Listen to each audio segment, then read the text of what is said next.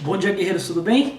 Bora lá então pro UFC 245 de sábado agora, com a disputa de 3 cinturões, tá? Disputa da Amanda Nunes, do Max Holloway e do Kamaru Usman. Pelo visto vai ser o melhor UFC aí do ano, com bastante liquidez para a gente trabalhar, beleza? Se você não se inscreveu no canal ainda, aproveita e já se inscreve, já deixa o like também já antecipado. Se você não gostar do conteúdo até o final, já deixa o dislike também, tá? Qualquer dúvida, qualquer coisa, manda seu comentário aí que eu respondo assim que possível, demorou? Conto com vocês aí, bora pro conteúdo.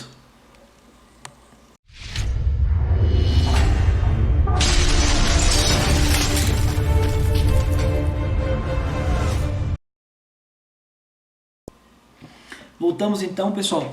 Eu vou dividir o vídeo em dois, né? Como eu sempre faço, né? Que a gente posta um vídeo na segunda, na quarta e na sexta-feira, tá? Então eu vou dividir o vídeo entre card preliminar agora, na quarta-feira, e o card principal na sexta para sábado. Demorou?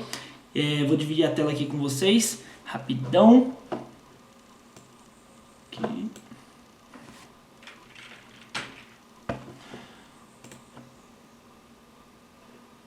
Aí.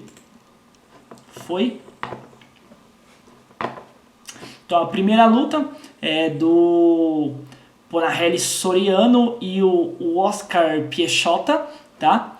O Soriano, ele tem seis vitórias, né, profissionais. Ele está estreando agora no UFC. Ele tem 1,82 m de altura. Ele é alto, né, para a categoria dele. E é um atleta de kickboxing, tá? Um atleta de kickboxing. Ele tem uma boa explosão, tipo, ele é um lutador muito explosivo com os cruzados. Então ele faz o slider com o ombro, tá? O slider, que não conhece, é que ele projeta bem o cruzado dele, tá? Então não é aquele cruzado curto, ele joga o ombro dele lá na frente junto com um pequeno salto também. Então a potência pelo salto diminui um pouquinho o golpe dele, porém ele pega mais distância no golpe dele, tá? Então isso depende com quem ele luta, depende de como o adversário dele esquiva dos cruzados, esse upper consegue entrar, esse cruzado consegue entrar, tá? Ele tem bons chutes, né? Ele treina kickbox, então ele chuta bem, né? Isso é bacana, mas o diferencial dele são os cruzados, tá? Como ele é bem explosivo, isso é a característica de todos os lutadores explosivos, tá? Ele cansa rápido pela explosão dele. Como ele tem bastante músculo, a explosão torna isso em cansaço, tá bom? Ele não trabalha muito o box dele, ele trabalha mesmo só os cruzados e os uppers. Golpe reto como jab direto ele coloca bem pouco e solta poucas pernas também. Ele tem bons chutes, mas ele solta pouco. Ele trabalha muito estes cruzados com o slider, tá bom? Como eu disse, ele está estreando no UFC e vai enfrentar o Oscar Piechota, tá? Esse Oscar, ele tem 11 vitórias profissionais, tá? Com 2 derrotas e 1 empate. Dentro da organização ele tem 4 lutas, sendo dela 2 vitórias e 2 derrotas. Acho que essas 2 derrotas deles foram por finalizações, né? Ele também tem 1,82 m de altura. Aqui está descrito errado do Soriano, tá? Mas ele tem 1,82 m. Então ambos têm 1,82 m de altura. Esse Oscar, ele é lutador de jiu-jitsu, tá? E migrou para o MMA, então ele acaba treinando as outras artes, mas ele é um lutador de jiu-jitsu e foi finalizado 2 vezes, tá? A trocação dele de strike é mediana, tá? Eu não gostei, não achei nenhum ponto positivo na trocação dele. Não estou dizendo que ele não pode nocautear, mas eu achei que o Soriano é melhor na trocação. Acho que até pelo fator de ele vir do kickboxing, né, que já tem essa parte de striker, tá? Pontos negativos do Oscar Freire foi o que eu mais achei, cara. Pra mim ele não movimenta muito a cabeça e ele, por ser um lutador de jiu-jitsu, ele não é bom de derrubar quedas, tá? E outra coisa que eu levei a favor de apostar minhas fichas no Soriano é que quando ele esquiva dos cruzados, ele joga a cabeça para trás. Ele não pendula, ele não se afasta, ele simplesmente joga a cabeça para trás. Quando ele joga a cabeça para trás, com a movimentação do Soriano, tem o slider, ele consegue projetar com um salto e o ombro para frente, o cruzado vai entrar certinho na ponta do queixo dele, tá? Então eu acho aqui que o Soriano acaba nocauteando o Peixoto por causa deste cruzado, tá? Mas se a luta for pro chão, o Peixoto leva pra mim. Eu acho que ele é melhor de jiu-jitsu, mesmo sendo finalizado, mas o Soriano não tem muita coisa de jiu-jitsu, tá bom? A próxima luta aqui, ó. Vamos lá. Próxima luta é da Jéssica Ae contra a Viviane Araújo. Essa aqui é da Cerrado MMA de Brasília. O pessoal lá é gente boa, conheço o pessoalzinho que treina lá. Deixa eu colocar aqui nas anotações. Viviane Araújo e Jéssica.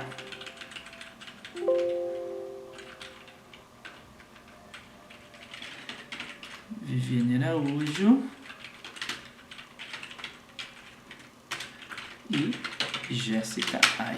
Tá? Vou começar primeiro pela Viviane Araújo. Tá? Ela tem 8 vitórias e 1 derrota nas lutas profissionais. Ela tem 1,65 m de altura, lutadora de Muay Thai e de Jiu-Jitsu lá da Cerrado MMA de Brasília, tá? Ela usa muito bem as pernas com o low kick, tá? Então ela controla muito bem a distância. Ela se movimenta muito bem. Ela tem uma trocação muito afiada, tá? Leve para a categoria, leve e rápida para a categoria.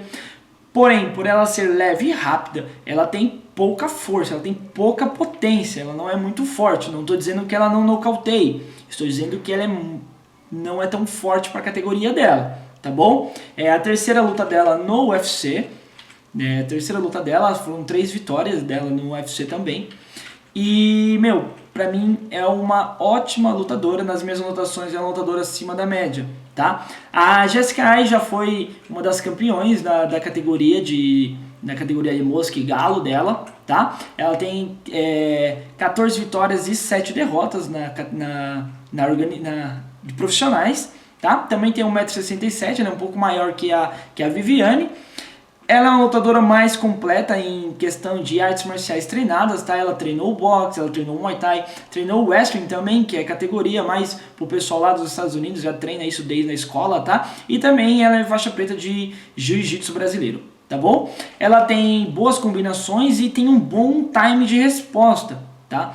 O problema que eu achei nela é que, cara, ela não vai conseguir controlar a distância com a Viviane, tá? Ela não vai conseguir. A Viviane, ela tem muito aquele jogo de entra e sai, ela se movimenta, ela tem aquela movimentação mais de kickboxing, que é diferente do Muay Thai, é muito diferente, tá?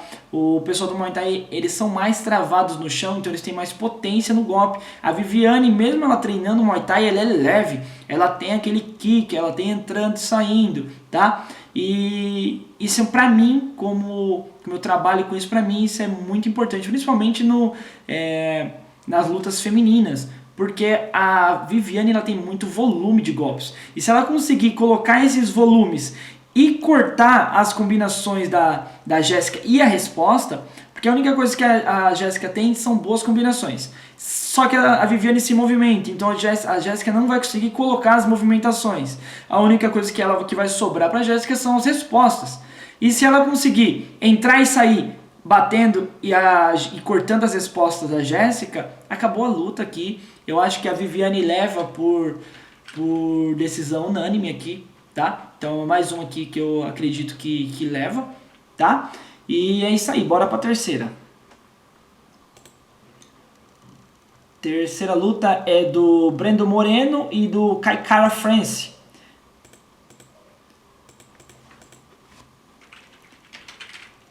Brendo Moreno e Kai Kara-France. Começar pelo Brendo Moreno, tá? O Brendo Moreno, ele tem 15 vitórias, 5 derrotas e 1 empate. Tem 1,70 m de altura, do peso mosca, tá? Ele é faixa marrom de jiu-jitsu, tá? E é muito bom, ele é um lutador muito explosivo, tá? Ele se movimenta muito bem, ele tem uma boa trocação, mesmo ele vindo só do jiu-jitsu, ele tem uma boa trocação, como eu disse, ele é muito explosivo. Então ele se movimenta bem e ele é muito explosivo, tá? Faixa marrom de jiu-jitsu, eu coloquei aqui que ele não é muito bom de chão, isso que é estranho. Ele já treinou diretamente o jiu-jitsu, era para ele ser um cara diferenciado no chão. E ele não é muito bom, ele é melhor em pé, tá bom? Ele tem 6 lutas diretamente no UFC, sendo dela 3 vitórias, 2 derrotas e 1 empate. Nas minhas anotações, ele é um lutador também acima da média, tá? O Kai Kara-France, ele tem 20 vitórias, 7 derrotas, tem 1,65 m, então ele é menor que o Brandon Moreno, também é do peso mosca, é um lutador de kickboxing e ele é um faixa azul de jiu-jitsu. Então, tipo, se for considerar por graduações aqui, o Brandon ele é mais graduado no jiu-jitsu do que o Kai Kara, só que o Kai Kara ele tem um kickboxing afiado, tá bom? Então ele tem uma guarda mais fechada, ele é muito bom em defesa de queda. Eu acho que essa luta nem vai pro chão, pelo fator do Brandon não ser muito bom no chão. Eu acho que ele vai querer fazer essa luta mais em pé. Então, mesmo o Kai Kara ter uma defesa melhor no chão, eu acho que o Brandon não vai querer levar essa luta pro chão, tá? A guarda do Kai Kara é muito bem fechada, só que ele também não tem uma trocação muito afiada não, tá? Como eu disse, ele não tem nenhum ponto negativo, eu achei, no Kai Kara não, tá? Pra mim ele é um lutador também acima da média, mas não achei ainda nenhuma coisa ruim dele, tá? No UFC, na organização, ele tem 3 lutas e daí contando 3 vitórias, beleza? Nessa luta aqui, eu coloquei um leve favoritismo pro Brandon Moreno, tá? Pro Brandon Moreno. Só que vai uns 55-45 aqui. Mas eu acho que ainda o Brandon ele leva por ser um lutador mais explosivo, tá bom? Mas nada impede aqui o do Kai Kara levar melhor. Então acho que 55-45 aqui. Não adicionei eles nas minhas múltiplas, tá? Não adicionei essa luta aqui não. A próxima luta do card, das primeiras lutas aqui do card preliminar, é o Chase Hooper contra o Daniel Teymur. Esse Daniel Teymur, que é um sueco, ele, cara, é um lutador que tava com a corda no pescoço, fez uma última vitória ali, por sorte, quase foi mandado embora. Não é um lutador muito bom não, tá? Deixando já bem claro aqui. Chase Hooper e o Daniel Teymur, tá? Começar pelo Daniel Teymur, né, que ele já é mais famoso diretamente no UFC, porque o Chase tá estreando agora. O Daniel Teymur ele tem 7 vitórias e 3 derrotas. As 3 derrotas foi basicamente dentro do UFC. Ele tem 1,65 m de altura, ele é quase um anão para a categoria deles, tá bom? É um lutador de Muay Thai, Jiu-Jitsu e Kickbox. O Jiu-Jitsu na Suécia tá melhorando bastante, tá evoluindo, porém não é aquele Jiu-Jitsu afiado, mas tá melhorando bastante, tá? Ele usa muitos overhand, eu acho que é pelo tamanho, conforme a pessoa ela é menor dentro do cage, né, dentro do octógono, ela é obrigada a usar esses overhand, né, ou swing, para quem conhece, tá? Que é aquele golpe que ele vai por cima da guarda, então ele bate para cima, tá? Então ele precisa usar e ele usa muito bem. E uma característica legal dele, por ele ser pequeno, ele precisa encurtar a distância e ele faz isso muito bem, tá? Quando ele coloca o volume de golpes, ele consegue encurtar bem a distância, então isso é bacana. Porém, mesmo que ele consiga fazer tudo isso, ele não tem uma trocação afiada, tá? Ele não tem uma trocação.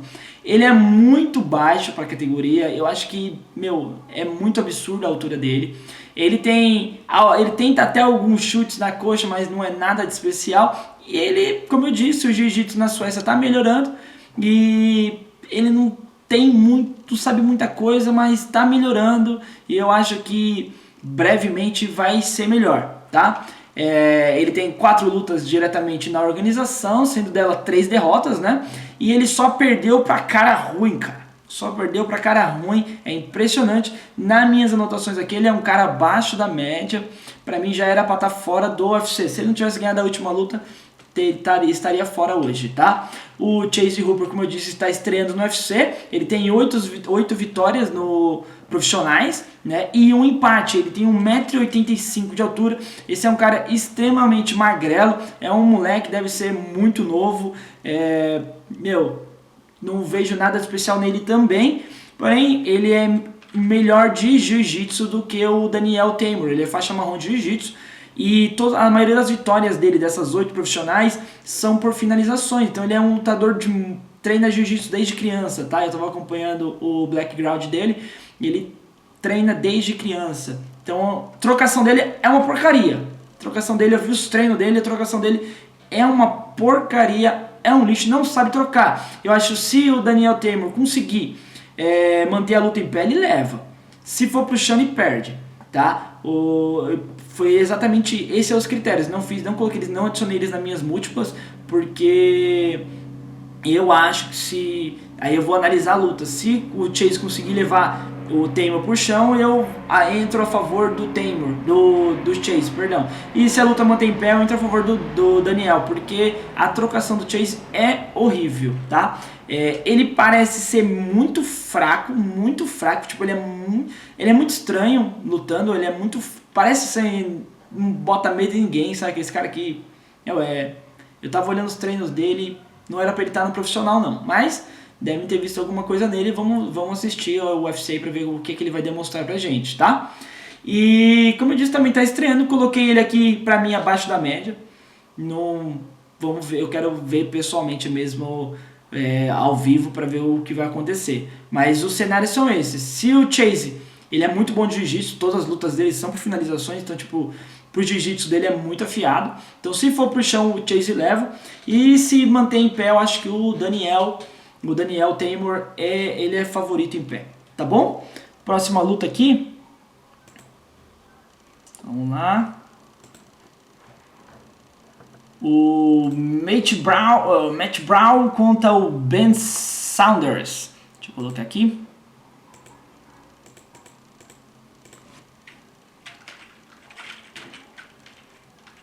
Matt Brown contra o Ben Saunders. Começar pelo Matt Brown.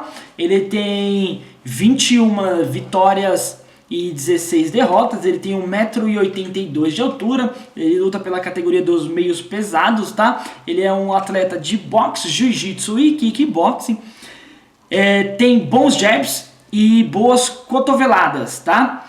Os pontos fracos é que ele não defende quedas, ele não é bom de defender quedas, ele tem a guarda muito baixa, eu acho que é pela experiência, né? Conforme os caras vão ficando mais experientes, a guarda vai abaixando porque eles confiam no seu reflexo e na sua defesa, então ele tem a guarda muito baixa, isso é um ponto fraco, né? Porque conforme você vai adicionando mais confiança, é onde os knockouts mais acontecem, tá bom? E ele não aguenta pancada na linha de cintura, é um ponto muito negativo, porque se o Ben Saunders consegue conectar os diretos na boca do estômago, os diretos ali no baço, no abdômen, ele não vai conseguir lutar, tá bom? Ele tem 24 lutas diretamente no UFC, são 14 vitórias e 10 derrotas, é um lutador mediano, e nas minhas anotações eu também adicionei ele como um lutador mediano, só que ele é um cara muito experiente, tá bom? O Ben Saunders, ele tem 22 vitórias, 12 derrotas e 2 empates. Ele tem 1,90 m de altura, tá? Ele luta pelo meio médio, então ele está subindo também de categoria agora fazendo sua estreia, né, no meio pesado.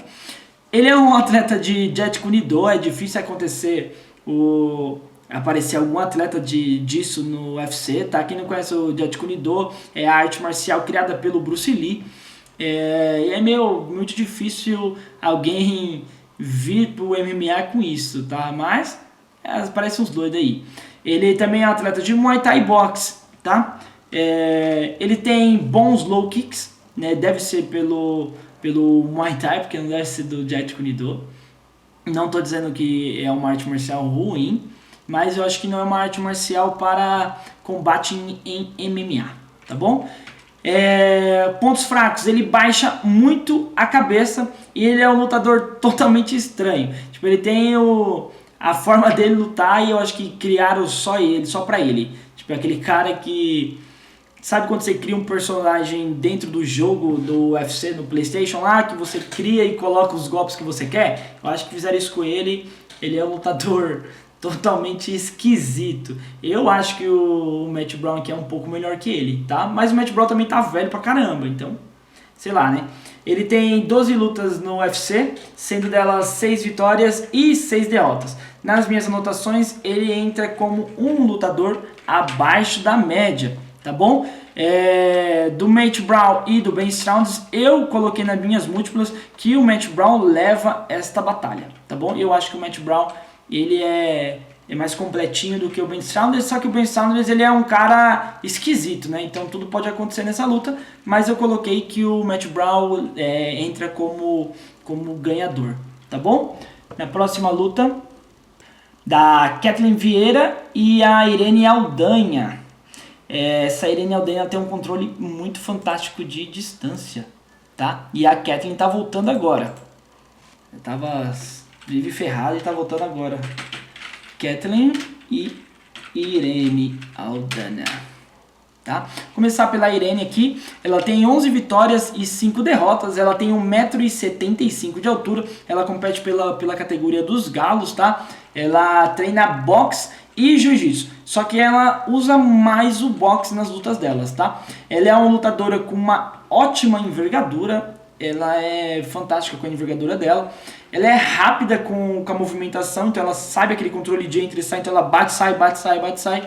Ela controla a distância fazendo isso e, mesmo que ela só use o boxe, ela usa poucos low kicks, mas ela controla mais com o boxe, então vamos analisar isso, ver se ela está controlando a distância, se ela consegue manter a Ketlen longe, que a Ketlen é muito forte, tá? E ela também não é besta no chão. Se a Ketlen tentar levar ela pro chão, ela sabe se virar também. Então não vamos entrar em desespero, tá bom? Como eu disse, dos pontos fracos, ela não chuta muito. Ela também não tenta derrubar. E ela não mexe a cabeça quando ela entra os jabs, tá? Então elas podem entrar os overhand por cima do jab. Mas a Ketlen, eu não vi ela fazendo isso em nenhuma luta dela. Então eu acho que ela não tem esse time para mandar o overhand em cima de resposta, tá bom? E pra mim... A Irene, ela vai controlar a distância aqui no jab direto ali, cruzado, e colocar volume de golpes. Não acredito que entre algum nocaute nessa luta aqui, tá bom? A Irene, ela tem 7 lutas no UFC, sendo dela 4 vitórias e 3 derrotas. Todas as derrotas dela foram por decisão dividida, ou seja, ela sempre leva um round ao outro, tá bom? Pra mim, ela é uma lutadora de 10 aqui, eu deixo ela como uma nota 6. Ela é uma lutadora mediana pra mim, de médio para cima, tá? Mas é uma lutadora mediana. Para as mulheres que costumam controlar a distância, ela é uma lutadora muito boa, tá bom? A Ketlen Vieira, como eu disse, está voltando agora. Ela tem 10 vitórias, nenhuma derrota e nenhum empate. Também tem 1,75 m, também é da categoria dos galos. Ela é uma atleta de Muay Thai e Jiu-Jitsu. Ela tem um ótimo Thai Clinch. Para quem não sabe o que é um Thai Clinch, é aquela pegada em cima do pescoço, onde ela consegue entrar muitas joelhadas, tá bom? Só que a envergadura da Irene e ela tem um ótimo time para derrubada. Isso é muito bom. Só que os times de derrubada dela quando as pessoas entram chute. Então ela antecipa o chute e derruba. Só que a Irene não chuta. Então, tipo, pode ser que ela derrube, pode ser que ela derrube. Só que isso entra um fator como deficitário para Ketlen, porque a Irene não chuta. Se ela não chuta, ela não tem o time para pegar a perna e derrubar. Ela vai ter que colar. E para colar na Irene é muito difícil, porque ela tem uma envergadura muito boa e ela é muito boa de boxe. Tá bom? Como eu disse, ela é uma lutadora lenta, né, para a categoria, a Ketlen, porque ela é mais forte. Então, e mesmo que ela derrube também, ela não faz muita coisa no chão. Então é capaz que a Irene levante. Tá bom? Dessas 10 vitórias da Ketlen, ela tem 4 lutas dentro da organização no UFC. E dentro delas são 4 vitórias. Tá? Eu coloquei aqui que a Ketlen pra mim é uma lutadora mediana. E nas minhas múltiplas eu coloquei a Irene como campeã. Tá? Então a Irene pra mim é favorita aqui. Próxima batalha aqui é do Geoff Neal e o Mike Perry. Coloca aqui.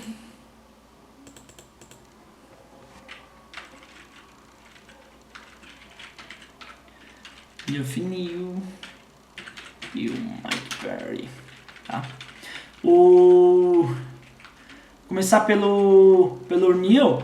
Ele tem 12 vitórias e 2 derrotas profissionais, ele tem 1,80 m de altura, ele luta pelo meio médio, tá? Ele é um lutador faixa azul de jiu-jitsu e ele é migrado diretamente do MMA. Então ele começou treinando o MMA e começou a entrar na carreira do jiu-jitsu também. Então ele é um faixa azul ainda, tá cru. Ele se movimenta muito bem, a movimentação dele é top demais dentro do cage, ele sabe derrubar, ele encaixa muito bem os golpes e ele tem um ótimo time de resposta. Então, tipo, ele consegue encaixar, ele não desperdiça muitos golpes, então todos os golpes que ele entra, ele encaixa e ele é bom de resposta, ou seja, o contra-golpe. O cara entrou algum golpe, ele consegue responder em cima, tá bom? O que eu achei ruim para ele ter 1,80 m é que ele tem braços muito curtos. Deixa eu ver a envergadura dele aqui. Ó, ele tem 1,90 m de envergadura. Ele tem uma envergadura gigante, só que ele tem braço curto. Ou seja, ele mesmo que ele tenha uma envergadura, ele não a usa, tá? Só que os golpes de encontro são muito pesados mesmo, tá bom? Isso é bacana de a gente enxergar. Mas eu acho que os braços dele poderiam ser maiores para alcançar mais longe, mas ele não faz isso. Tá bom? Ele tem 4 lutas na organização e dentro delas são 4 vitórias, tá bom? Eu coloquei ele pra mim aqui como um lutador também nota 6, de 0 a 10, então ele é de médio pra cima, tá bom? O Mike Perry tem 13 vitórias e 5 derrotas, ele tem 1,77 m de altura, também cai da categoria dos meios médios, e ele é um atleta de boxe, muito bom de boxe, e ele é um faixa roxa de jiu-jitsu, tá bom? Tá chegando lá também na preta. Ele é muito forte e muito explosivo. Muito forte e muito explosivo. Só que a intensidade dele, por ele ser explosivo, cai muito no decorrer da luta. Ou seja, o segundo round ele vai estar morto. No terceiro round vai estar aguentando erguer o braço. Então, tipo, se o Neal conseguir manter, encaixar os golpes, deixar pau a pau o primeiro round, o segundo round ele já vai conseguir levar o segundo round. E isso vai ser legal nas apostas, porque a probabilidade no trade vai ser aquela. O Perry ganhou o primeiro round, porque ele é muito explosivo, ele ganhou o primeiro round. A probabilidade dele ser vitorioso na luta vai ser maior, então, ou seja, as ações do Neal vai estar valendo muito mais. E se a gente conseguir encaixar e ver que o Neal ganhou o segundo round, a gente já compra essa probabilidade lá em cima, vai valorizar muito dinheiro aqui, tá bom? Então a gente tem que atentar a esses critérios aqui, tá bom? Então a intensidade dele cai muito, no terceiro round ele já tá morto.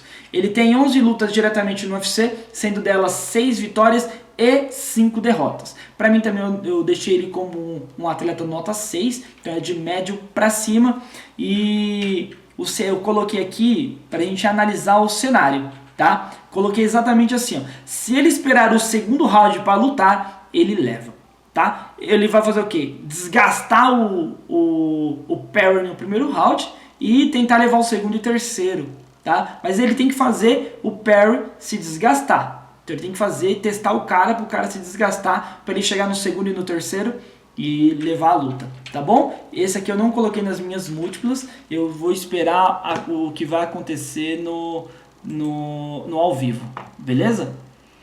E, bom galera, falta então só o card principal, eu vou fazer na próxima luta, demorou? No próximo vídeo, perdão. Se você ainda não deixou o like aí, aproveita para deixar agora, se inscreva também no canal e já deixe seus comentários aí, e brevemente vamos ver como é que vai sair essas lutas aí no sábado que vem, perfeito? Conto com vocês aí,